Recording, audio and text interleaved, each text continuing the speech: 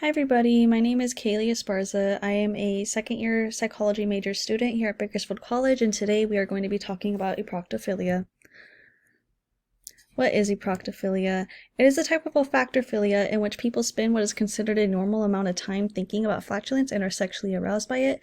Do keep in mind that an olfactophilia is a type of paraphilia in which people are aroused by odors that come from the body, especially sexual areas. Eproctophilia study. The case of Brad is one of the more common studies that we have for eproctophilia.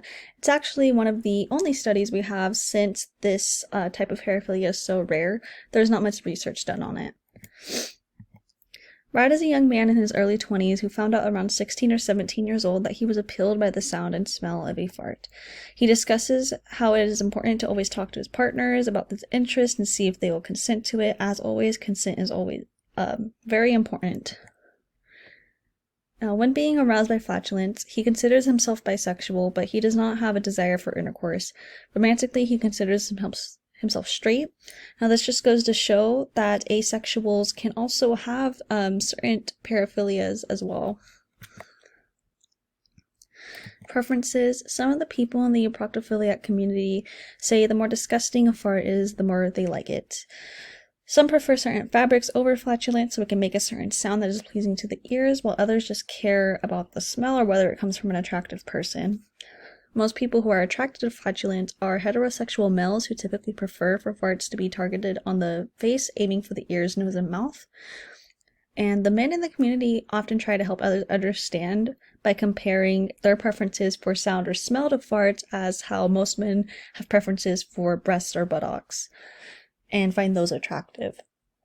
Some men prefer loud and rumbly flatulence because it is the furthest thing from being feminine and breaks that societal norm, while others prefer anything as long as they have that feeling of dominance. So why are people into eproctophilia?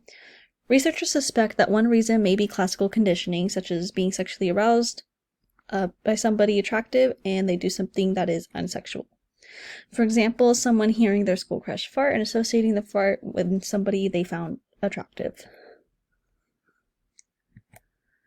So other reasons why people may be into eproctophilia is because it creates a heightened environment, causes intimacy, dominance and humiliation, vulnerability, and novelty.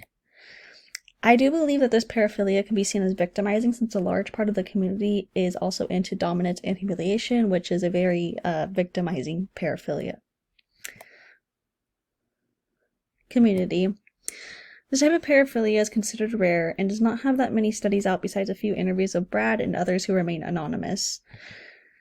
Eproctophiliacs also participate in role-playing multiple times a week with others who find flatulence arousing, or they establish their kink with people with different paraphilias, such as DOMs.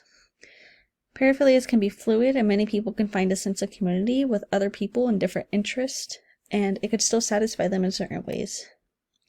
It is also important to find online communities for the sake of academic study, since the majority of people such as zoophiles, sexsomniacs, and eproctophiliacs are mostly found online because that is where they build their sense of community. And that concludes my presentation. Here are my works cited, and thank you guys for watching my presentation.